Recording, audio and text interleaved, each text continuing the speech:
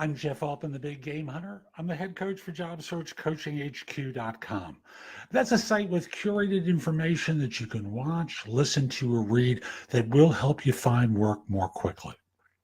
And I thought I would do a video today talking with you about pitfalls that so many people fall into on their third or final interview. And I just want to try heading you off so that you don't make this mistake or these mistakes. So I've got 8 of them here, 8. And the first one is treating it like it's a formality, even if they say that it is. There is no such thing as a formality on any interview whatsoever. I have had situations where people have been told, you've got this one locked up. There's no issues whatsoever. We think you're the perfect individual. And then they're not hired. They're not hired because they didn't perform. And what winds up happening is an employer always has the choice of you or going back to find someone else. And if they're not sure, you are competing with the notion that there might be someone else out there. So never, ever treat it as a formality. Number 2 is, excessively long answers or yes/no answers. Every question you're asked is an opportunity to speak about your experience and confirm their previous good decision about you. Often I tell people to tell stories as they answer questions.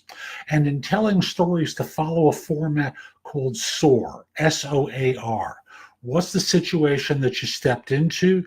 What's the objective that you had? What action did you take or lead?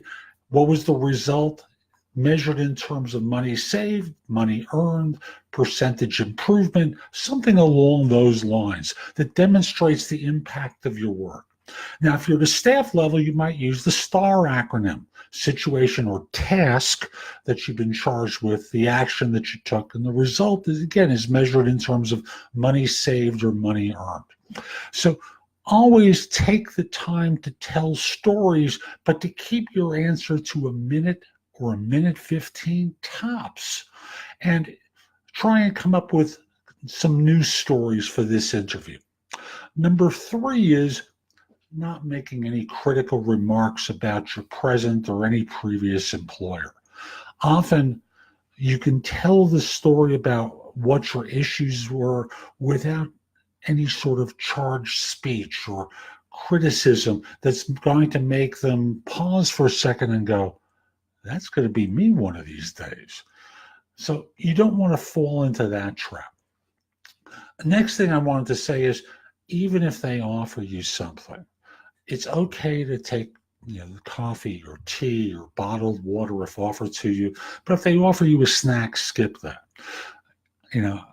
I'll simply say, crumbs on you, on your clothing, on your lips, things along those lines, or being caught in the chewing process when they come out to pick you up and bring you in for the interview, it's not a good look for you. And worse than that, it breaks your equilibrium. So, avoid the food, accept the beverage. Now, sometimes firms try different interview tactics. And I've done videos before about the long pause, as though they're waiting for even more. And rather than over talking, I'm just going to remind you here that if they try the long pause, and you know what a long pause feels like, right? You can very simply say, is there something else that you want to know about this? And to do it in a calm, not anxious way, so that you don't lose your posture here. You're able to demonstrate confidence. Now, this is a fun one. And I'll simply say no arguing. Arguing can be over professional matters. Arguing can be over politics or policy or opinions about something professional. Now, we live in very polarized times politically, and certainly in some professional circles, these are polarizing times too. Getting into arguments and being vociferous in your opinion doesn't work. All that happens is you wind up being opposed to one another without a bridge of connection. And since what you're trying to do is to connect with folks for a job that you've been interviewing for probably weeks on end, and you're close to the finish line, why would you put yourself in the position of getting into an argument? I'll simply say the best way to respond to, and I'm going to skip the politics one, I'll just deal with professional arguing or disagreements, is to simply say, could you show me what you mean by that? Because I may be missing something here, maybe some detail in your argument. I just want to get your viewpoint and make sure that I'm clear. So again, no arguing. And you're inviting them to explain to you, which is a far more conciliatory and mature approach to take. As someone in a leadership role, as someone who's competing for a role with an organization, you always want to demonstrate a balance about your matter. Lastly, there may be times in the interview that you just sense you're losing the audience. And in losing the audience, they're pulling away from you as though you're not under consideration any longer.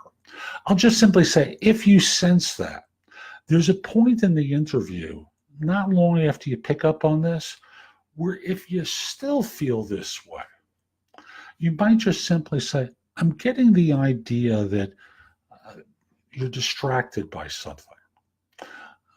Why do you think that?